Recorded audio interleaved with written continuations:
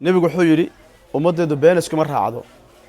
saliidda aan kuu soo wado waxaa ka markhaati kacaya dadkii qaatay oo ka mid ah carab iyo cajabo oo ah dad waaweyn oo weliba mas-uul ah oo hooyooyin iyo aabbo intaba leh.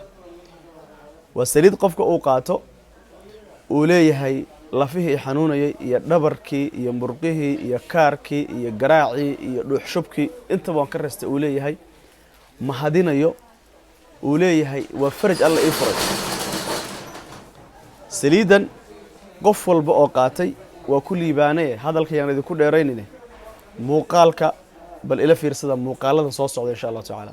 Saciid Daawud Cilmi waxaanay dadka businessmanka Mareykan ku nool Yusra massage baan isticmaalay aad iyo aad bay u fiican tahay. dadka Soomaaliyeedna waxaan u sheegayaa inay ku ladnaanayaan lafa xanuunka, dhabar xanuunka, waxaa wixii noocaas aad iyo aad uga muruq xanuunka aad iyo aad uga caawinaysa oo wax original ah.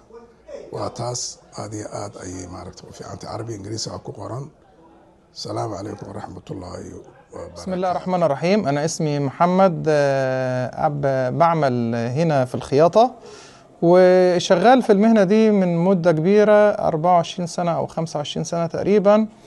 وطبعا استخدمت أول مرة كان بيجيلي آلام كتير في ظهري، خاصة إن أنا بجلس كتير على الماكينة واستخدم الماكينة.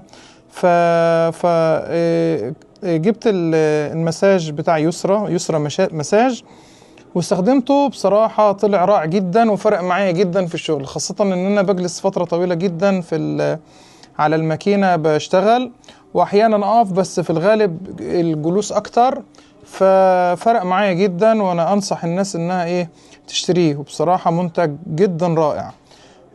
وبشكر الشركة على انها يعني اتاحت لنا منتج زي ده، وكتر خيرهم. وان شاء الله انا بنصح كل الناس انها تستخدمه. كان maanta idin waday waxay tahay Yusra massage oil oo anigu markasta aan marsadee hamoogaanina dadweyno wixii muruqyada iyo margiyada iyo jirkiisa oo dhan mariya kollay uu mahadshaaye adiguna hamoogaan. meel kasto Soomaalidu ku nooshahay marley waad ka helaysaa ha ka maqnaanina gaad Yusra massage oil.